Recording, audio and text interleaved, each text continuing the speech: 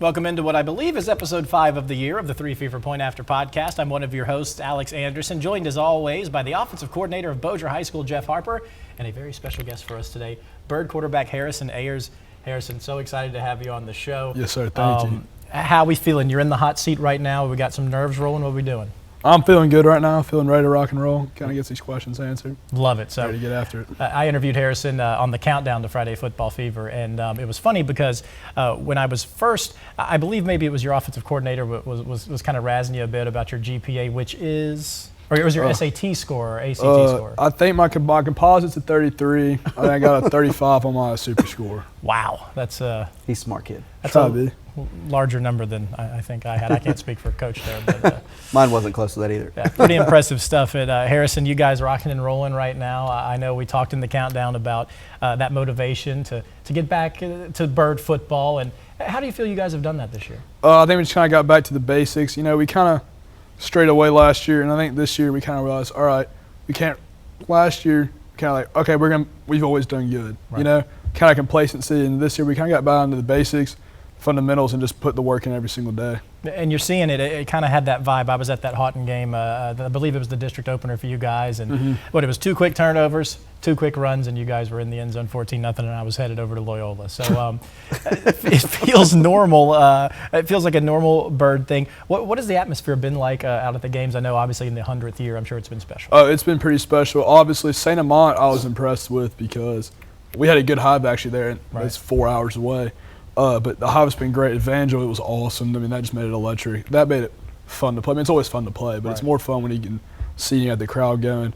Obviously, John Ehret, a little bit less people, but it was a lot of fun hauling in Evangel. You can see the whole hive out, and they're going to be at the Parkway this week. It's going to be fun. You know, many years ago, I did a story. It was during basketball season when I would have time to do it. I did a story. I went inside the hive, and I wore a GoPro, and the memory of those kids and all those chants and everything it's impressive. I can't even imagine what you heard on that GoPro. It was. I won't think. We had to cut some of it out. Yeah. We had a good time. It was a ton of fun. I believe, and it was Shreve in the basketball game that they were going against. So we had a blast, and it took me about a week to recover from the jumping up and down and all that stuff. So it was a good time.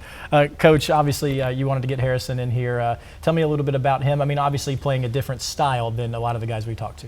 Yeah. So I think anybody that watches Bird football thinks that position's easy to play because all you do is hand the ball off, but that's not it. Nope. Everything Bird does is read-based, and so they formation teams to get them misaligned, and then they put players in conflict. And Harrison is responsible for every check at the line of scrimmage. He's responsible for making sure that if they're in a certain set, that they have the right split, that if they're unbalanced, they're in the right spot, and then he's got a specific read, a down lineman that he's reading on every run concept, and then he has a secondary read. After he reads that for a pull or a give, when he gets out on the perimeter, he's got a defender that he has to read.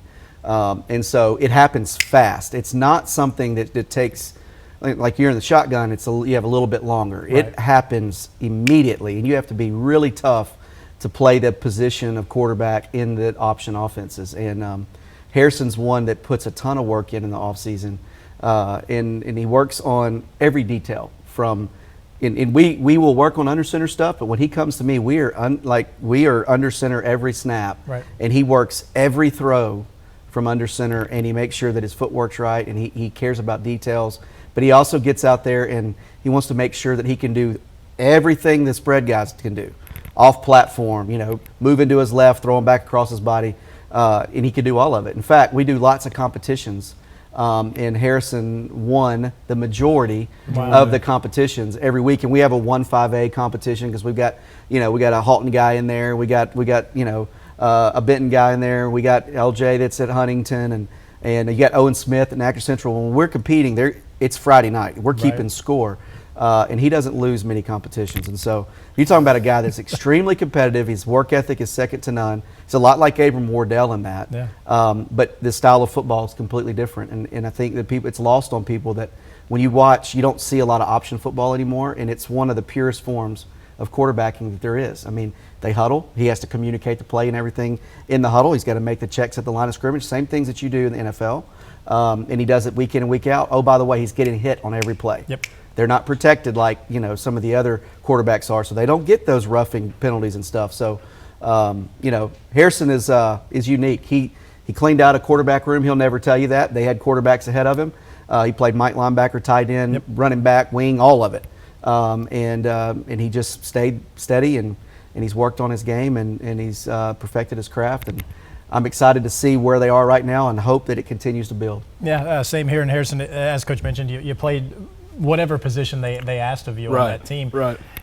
And we did kind of talk about this in the countdown, but to have your shot here at quarterback, and what does it really mean to you? Oh, especially when I've been working hard. Honestly, I never played quarterback until my freshman year, and we didn't have one. I was playing linebacker, tight end, and because we don't have a quarterback, and I said, I'll do it. I can do it. And so I went out there. I started working with Jeff my freshman year, and then it's just working a little bit at a time. You know, they moved me here and there, and now I'll play those positions right now. It doesn't really matter to me, but it's especially when I'm in charge of the offense, lead these guys. It's fun, especially when we're doing well. It's a unique experience. I really enjoy it. In the practice I was at, I can't remember what position they needed, but Baloo was yelling, I need something, and Harrison stepped up, I'll do it. And they're like, no, just, come on. Yeah, they needed somebody for punt, so I was going to be the gunner for punt. We love that. Be a gunner. We love that, man. As Coach was describing, you step up to the line of scrimmage, you get under center. What's the thought process? Take me through that process of what goes through your head before you say hut. Well, first, I had to check the front every play because that makes a lot. Depending on what they're in, what kind of fronts they're in, that can affect the read. So really making sure we kind of got it. And usually you identify it first, second play, and you just check it, but you're not really studying it. Kind of like, all right, they're in 4-3, they're in 5-2, figure it out. And then you just kind of make sure everything's where it needs to be, make sure everyone's set, find your read key, but you don't want to be staring at them, obviously. Right. Because if you get lost when you're staring at them, they know where you're going. And so kind of look at them, figure it out, and then just make sure you guys get and snap the ball. Love it. And then you make that initial read, and that's gonna dictate what you do maybe on the handoff or keeping it. Yes, sir. So we run the triple option. So first all that running backs come in depending on whatever kind of run play we're running. And so I'm here. Either that guy comes at me, I'm going to pull it. If he's going for the fullback, just reading that first read key, and then I get out to the perimeter, and there's usually a pitch key guy there. And so if he wants to take me, we'll pitch it. If he wants to take pitch key, we'll keep it. And just kind of I react to what they do. Whatever they give me, I take. That's awesome. And we were just talking before we went on air, the pitch game is strong with you. Yeah, that's a big part of your game. Yes, that's a big part of the game. We got excellent athletes in number 4 and 24, Christian Maxey and Quinn Hilliard. And I'm a pretty tough north-south runner, but I got wheels. The people say I don't. I got wheels, but I don't have wheels like they do. So if I can get the ball to those guys on the edge, I prefer to do that because I can bulldoze for 5, but they can run for 55, so I'm going to give it to them. We love that, and I'm glad you. We're going to have our guy upstairs, Matt, save the "I got wheels" comment. So next time you break a big run, we'll play. I got him. Hey, my burst is fast. My top speed may not be there, but my burst is pretty solid. So we love that, man. That is awesome. And we kind of touched on it a bit, but you guys really rolling right now. Big game Thursday night at Parkway. I'm sure you've already been getting into that film and getting into that prep. Talk to me about that showdown. I'm excited. It's going to be a great game. Obviously, they're a very good team. They're 4-0. We're a very good team. We're 4-0, and so big district matchup. But I try to tell our guys, tell me it's any other game. You know, you sit there. If you treat them like they're some kind of world beaters, you get inside your head. We're going to take them seriously, prepare for them like we need to, and go out there and play our game. And we're going to do what Bird does, not what Parkway wants us to do. We're going to do what Bird does, and ship's going to fall. I think we'll be all right. I love that, man. I'm getting a little juiced up right now. Get a little fired up. Come on, man. It's a Stacy Ballou guy now. Stacy's the same way. I can hear it. I can almost hear the inflection, a little similar there. Bird PR trained. Love it. Bird PR trained. We love that, man. And from the Parkway side, obviously, they're going to be without their quarterback here. That's a challenge, but it was kind of talking to Coach Brotherton at the beginning of the year. This was kind of what they were preparing for, having these players play these other positions. Coach, what do you see from the Parkway side of things in this matchup? So if they don't have Caleb, it changes the way they're going to play. Right. They're either going to put their athletes in the backfield, or they're going to keep their athletes where they have them and have a less experienced guy at the helm. So I know just watching Brotherton's teams in the past. He's going to, if he does have one of his backup quarterbacks playing, he'll make the game plan easy. And if he has his athletes back there, it's going to be predominantly run, and he'll take shots and have some trick plays. And so he'll have them coached up. I mean, Brotherton does a great job with those guys. They're going to be coached up. The thing is, in the Parkway game, they want to tempo you, all right? And Coach Ballou's a defensive guy, and he's worked on this offseason tempo teams, RPO teams, and taking those things away. And so they're going to have an answer for what Parkway's doing defensively. And at the same time, they're going to have an answer for the tempo. And so part of that answer is the offense goes on 8-minute drives and just grinds them out and gives the ball back after a 7-point lead or 8-point lead, depending on if they go for 2, and then turn around and put the pressure on Parkway. I mean, that's how Bird wants to play football. So styles and matchups make fights, right? And this is an interesting one because Parkway wants to score and score fast, and Bird wants the ball, and they want to bludgeon you and get you bloody and beat up, and the clock's draining, and they're scoring every time they have the ball. Right. So if you're going 3 and out and you only have the ball for 30 seconds and they have it for 8 minutes and they're up already a touchdown, you look and they just had it for 8 more minutes and they're up 2 touchdowns. And so that's how they want to play football. So this week is going to be one of those deals where if Parkway can't sustain drives because of Caleb not being there, that's going to be problematic. And then it puts all the stress on the defense and the special team. So that's going to be the thing that you want to watch this week. That's a big outcome. You know, the outcome of the game is going to come from that. Yeah, well, man, we are fired up for that game. Daniel's going to cover that on a Thursday night, so we'll have all the bells and whistles, and I'll tell Daniel to catch up with you after the game. So be looking for that KTVS microphone. He'll be chasing you down. All right. Might be hard for him because I know you got those wheels. So. The wheels will get in there. I might pop 'em. We love that, man. So we're going to go through some other stuff. Feel free to chime in whenever. We're going to talk about some other teams. I know you know a lot about a lot of these teams. I did want to go back to last week. Kind of what ended up being the game of the night locally. It was Evangel and Airline, 2 of your district foes. Yeah. Man, just a shootout over there at Airline, and one that we saw. We saw the sophomore Pop Houston. He shot his shot, got him down the field, and Ben Taylor kind of just did what he always does and took him down and won the game. He threw his 100th touchdown pass in that game as well. Yep. What a game and kind of what we were expecting out of this league. Well, congratulations to Airline. We talked about this last week, and it was exactly as it was billed. It was a shootout, and you got 2 really good quarterbacks. You got really, really good athletes on the field. And Evangel went on the road and played that well at Airline. They're going to do just fine in 1-5A, but they're getting their taste of what it's going to be like week in and week out. And so I'm impressed with how well they've responded, and they're young. So they're only going to get better from this point forward. Airline is Airline, and I know that Scoggins would be a little happier with less points, right. Giving up less points, but he's been groomed by David Feaster, who just says, well, if we can't stop them, we'll outscore them. Yeah. And he's got that part down. So, that was a huge game, and congratulations to Ben. 100 career touchdowns is impressive, and I think he went over the 9,000-yard mark week 2. And so he's building on that. And I mean, the Darby's numbers are incredible, and J5's numbers are incredible. It's impressive what Airline's doing offensively. Yeah, it is. And Harrison, do you ever watch those games and go to coach and say, hey, man, let me spin it a little bit? I can't. Every now and then I tell coach to kind of let the arm loose, but I mean, we do our brand of football, but those guys do it, but they're pretty good at what they do, so we're pretty good at what we do, so we just play a different game. Well, I can tell you from an outsider's perspective, anytime you do drop back and get in the throwing stance, it's like, oh, here we go. It's very exciting. I know, we get pretty excited. And when we complete them and we score, we could have like 3 touchdowns to run the ball, but we have 1 pass on the ball. The whole sidelines go crazy. It makes it fun. Everyone's storming the field, and like we just won the national championship. It's fun. I tell our photographers, if Bird throws one in, I don't care if the game's out, include it. I know, it was like we were being hard, I think, by like 35, and we just threw like a touchdown pass. And you would have thought we just came back from like 30. And I was like, yeah. Were y'all trying to run it up? I'm just messing with you. He's a Houghton guy. He's a Houghton guy. That's why I said it. Easy. Come on. Split our game. Yeah, hey, the Bucks will be just Hey, fine. they gave you the pass, right? They loaded the box, but you got to do what you got to do. Yeah, and I actually saw the wheels in that game. I think it was maybe the second after that second turnover, you had a big run there right to the goal line. I don't know if you remember it, but yeah, put them on a little bit. I remember it quite well. It's not top speed's not there, but the burst is. We love it. We'll be looking for that this week.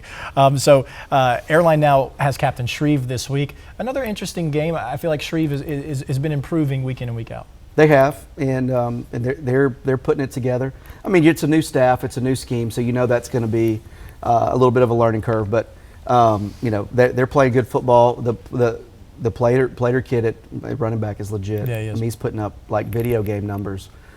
You would think he's a running back at Bird with the numbers he's putting up, but they're just insane. Right. But he's kind of carried them offensively, and they're playing sound on both sides of the ball. And so I know that they would like to keep some of the point totals down, but at the same time that comes with it. And so this one's going to be tough. And I know Airline in the back of their mind is they lost that game last year, and it got away from them. It was close. I was at it. It was a close game, and it got away from them. So I expect that this year they're fully aware of what happened last year, and they don't want it to happen again. Yeah, excited for that too. Going to 1-4A now, game of the week last week. North DeSoto kind of looks like they found their mojo a little bit against their rivals. Good showing for Luke Delafield. He was hitting some weapons. They hit a couple of big runs, and the defense really showed up too. So I believe the latest news on Cole Corey is maybe he is going to come back this year. How do you feel about the Griffins after that game? Well, I mean, I said it last week. Their schedule's been brutal. They've been playing teams that are, Center Texas, and then you turn around, you have West Monroe. You're looking at a team that is battle tested already when they come into that game, and so getting Northwood early in the year versus week 10, and they've had those games, they're prepared, and so. I was impressed with the win. I wasn't surprised by it. You and I talked about this last week. Northwood is a really good football team, and that is their rival. The difference is right now, North DeSoto they got a trigger man, and they got weapons out there, and they're in that scheme. And Northwood's learning a new offensive scheme, and they got a new trigger man, and they're playing, week 4. So, playoffs come around. I know they're not in the same deal, but it's like, hey, if that game was week 10, I could expect the game to be a little different. Right. But with it being early in the year, and North DeSoto playing a really tough schedule, I felt like they had the upper hand going into it. Yeah, and Austin Brown kind of said some similar stuff to Daniel after the game. It was like, you play this game and you lose it, you feel like the season's over, but it's far from that. Yeah. And he was happy with the way that his team responded in that moment. And 1-4A is interesting because Northwood is still a factor. Yeah. And then we look at the Crimson Tide of Minden. Yeah. Still unbeaten. They're in our game of the week. Loyola going over to the pit. I think that one has the potential to be really good. Yeah, and I think people need to pay attention that Loyola could win the district too. Right. I don't think people understand how good Well, they and their are. one loss was you could almost throw it out. 8-6 in the mud. In the mud, at exactly. St. Fred's. Right. And that, you could throw that one out. And they're catching their stride. I mean, they're hot right now. They're playing really well. They're well coached. Coach Sell's doing a great job. Restovich is ripping it all over the yard. He's got weapons, and guys are doing their job. When you turn on the film, I've watched 2 Loyola games just because they played the opponents that we've played. They don't make mistakes. Now, their coaches will tell you, but when you see it on film, they limit those mistakes. And, yeah, there's always going to be penalties, but they don't turn the ball over. And Restovich makes plays off schedule, down the field, throwing the deep ball, rolling them out, and then their screen game is really good. And the play calling has been excellent. They keep teams off balance. So those guys know what they're doing offensively, defensively. They're really good in special teams. And that travels. Everywhere you go in football, run game defense travels, right? So that's why you have a Bird that goes down and beats a St. Amant on the road, that their defense and run game travel. So Loyola is going to go to Minden, and that game is going to be a war, and I could see Loyola winning it. Yeah, I wouldn't disagree. I can promise you we'll get the score right because Daniel will be there the whole time, so we'll have the Minden score right. We had it right last week, too. We were checking the stream. I was making sure we got that one. Don't want to have that happen again. Harrison, I want to ask you, you hear us sitting here talk about all this stuff. Yeah. I mean, outside of the teams that you play and the film you watch, how much else of this information do you take in the course of a week? I kind of focus. I mean, I follow. I look at Go Preps. I see what goes on. Right. I see 3-8 Sports and stuff. I see y'all. I see Barstools. I look at that stuff. But I try to limit it. Right. I think if you get caught up everybody else's mess, I kind of take care of my own stuff first. So the guys we play, yeah, I know about them. Yeah, Some of of the other course. guys, like, obviously I've got a few buddies go to Loyola. I kind of keep up with them. But for the most part, like North DeSoto and Northwood, we're not going to see those guys, so I'm not really paying too much attention to it. But it is fun to kind of watch some of the highlights. Those guys sling it. Yeah, they're pretty good. Like I saw the Evangel Airline game. Those guys are good. Yeah. Watching them, those games are fun to watch. I'll take a look at them a little bit. Yeah, I've always wondered like how much of the because it's weird when you do the football show, right? Because you're servicing a large group of people. a lot of which are just hyper focused on their thing. Like mom and Yeah. dad, they want to see if their kid got on that one highlight. You know what I mean? Yeah. So and that's the challenge for us, is that we try to make everything else, like having you in here. You know, if you're a fan of airline and you don't care about Bird, well, let's talk to Harrison and see why you should care about Bird too. Yeah, so I mean, obviously all these teams matter, but I kind of agree with you. But for the most part, I'm pretty focused in. Yeah, but right. that's just nature of it. Yeah, So, but you're like in it. You Yeah, know, I'm you're, in it, you're in yeah. the arena right now, so that Yeah. makes a lot of sense. Coach, I was wondering if you had anything for Harrison. Obviously, you work with him a lot. No, I mean, I just know that I really wanted our viewers to be able to see the guy that I get to be around. He's a good kid. He's really, really talented. And you ask me every week, you know, what's kind of a, you know, closing remarks. What could, you know, what do we want these people to know? Go watch Bird play football and enjoy every minute of it, because that type of offense, you don't see it. And they're so good at it.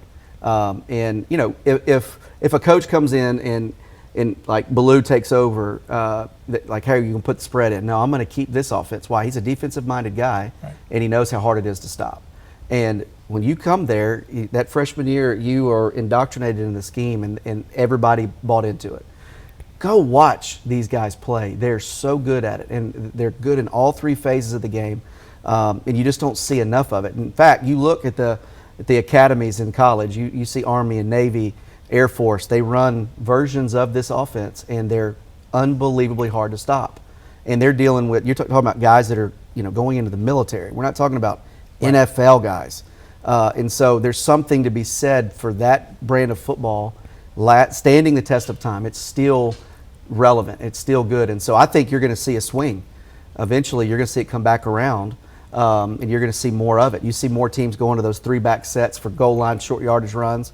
You see some double wing stuff with motion and all that, so they can run trick plays. But they do it, and it is the bread and butter. It is everything about their scheme, and he runs it flawlessly. And I know there are a lot of football fans out there. Go watch Bird play. If you get a chance, show up Thursday night and watch them play Parkway, because you're going to see a really well-coached Parkway team, really well-coached defense, and a really well-coached Bird team, and they're going to get after it, and it'll be a war. Both of them are undefeated. Bird's got a little chip on their shoulder. They want to go in there and spoil Parkway's undefeated season, and they're going to do everything they can to do it. So it's going to be fun to watch. Kind of like Coach said, it's kind of funny. We play a lot of guys. There's obviously a lot of teams we play, and they got 3-star, 4-star, Right. all the buzz. If you look at Bird, there is zero buzz. No one goes like, man, obviously we got good players. We got Desmond Simmons. We got Right. Christian Mixon, but like, I don't think our offense has any stars as of Right. now. And that we'll go in there and be defenses with 4-star guys, 5-star guys. And we're just out tough them, honestly. Yeah. And then by the fourth quarter, they're getting subbed out. And I'm just kind of like the average Joes, you know, like the bench warmers. We get out there and just play our football, and we're just average Joes out there, blue collar guys. Let's You got go. all these Average five- Joes, man. Just the average Joes, and we all buy in, we all work hard, we pray, we do our things right. Yeah. And those guys that are supposedly awesome, you know, otherworldly guys, Right. they can't stop it for 4 quarters. They get tired. Halftime, they're suck and win. Let's go. Average Joes are just going after it. I love that, Now, man. let's not give anybody any bulletin Well, board no, but material. I understand. But what you're right. I do understand what he's 100% saying, right. and it is interesting in the sense of when we talk about other teams, right? You know, we're going to talk about Pop Houston. Mm-hmm. We're going to talk about Ben Taylor. When we talk about Bird, we talk about that offensive unit. Yeah, it's a unit. Exactly. So that's what he was going for. That's there. good. Yeah. No, I was taking any shots at anybody, anything like Right. that. I'm just saying, Bird as a whole, we're Team-minded. Team-minded. Yeah, Yes. there's no individuals on us. Just Yeah, and we love that. And average now, Joes. what would it take for Bird to change their offensive scheme? I don't even know. A non-Bird guy to have to take over. that Somebody would- that does not know. And that seems very unlikely of that ever. Very happening. unlikely. Because it's one of the things like as freshmen, you learn the offense. So let's say you're a new coach, right? You come in, okay, well, you have these seniors, these juniors, these sophomores. That's all they know. Right. So it'd be pretty difficult. I mean, you could do it. It might take a year or two. Yeah. But you basically have to accept, like, okay, we're going to take these guys where all they know is the option game, and to put them back in the shotgun, you might not have a great first, second season. Right. I don't know. I mean, you can change any offense. I don't know. Anything could happen. It is always interesting when we're out at y'all's practices to see the freshman boys up on the hill there, Yeah. putting in some work. I'm sure you had some rough days Yeah. up there. On the grass hill, it. making boys into men. On the grass hill. You love that, man. That is just fantastic.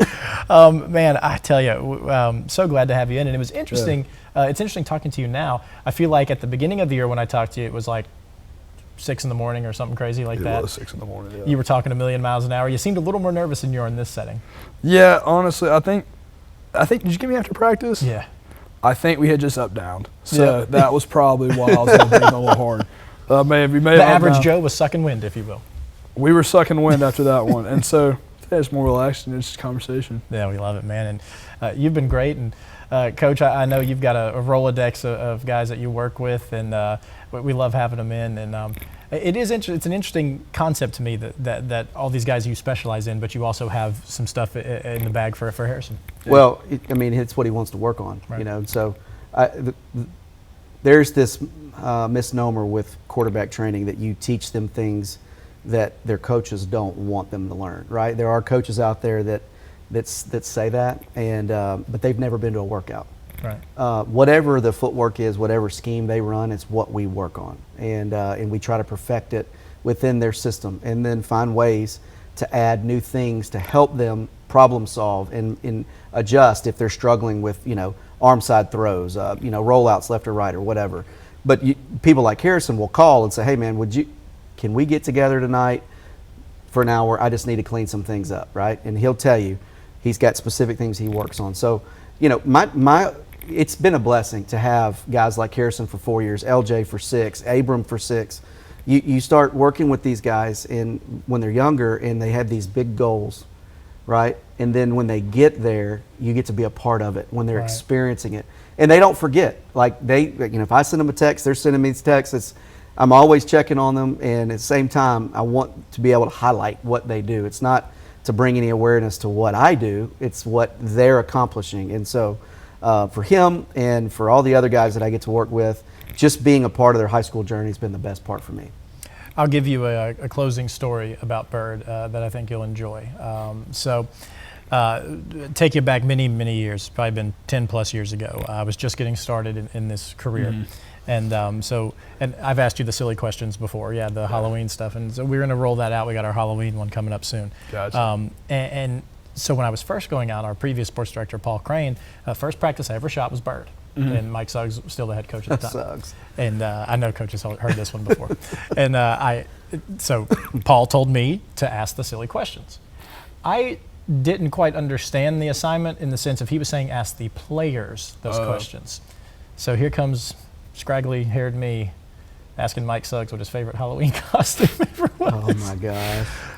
The face he's, well, I haven't worn a costume and I'm like, okay, you know what? I don't think I was supposed to ask you that. We'll move on. So that's I always think every time I used to cover Suggs, after that, I'm like, man, he probably just looks at me and he's like, there's that idiot that asked me about the Halloween costume. So I think maybe some boys turning into men out there in bird practice for the media guys as well. Maybe so. Maybe so. We love it. So before we go, I gave Abram this opportunity last week. I'll give the same to you. Right. You mentioned how important the hive is, the fans and the atmosphere. Why should people get off their couch on a Friday night and go to a high school football game? Well, honestly, there's nothing else like it, especially for Bird. Especially if you're a Bird student, come out, watch us play, because you're going to be in high school once. Come out there and enjoy that moment. But there's not a cheaper, better option to have fun. Right. You can't, for $10, you can come have 3 hours, and it can be a blast, especially when we're doing good. We're rolling like we are this year. You can't buy better entertainment. There's nothing better than going out there, watching some guys play football. There's nothing else. What else you doing on a Friday night? I've made a career out of it, so I'm Right. not going to argue with it at all, man. Harrison, you've been awesome, man. We appreciate it. Yes, sir. Thank you. Appreciate it. And Coach, as always, Absolutely. same time next week. Yes, sir. Thanks for hanging out with us here on the Point After 3 Fever podcast. I think I said that backwards, but you get the deal. We'll see you on Friday night, 10:30, the Southern Classic Chicken Friday Football Fever scores and highlights show on KPXJ.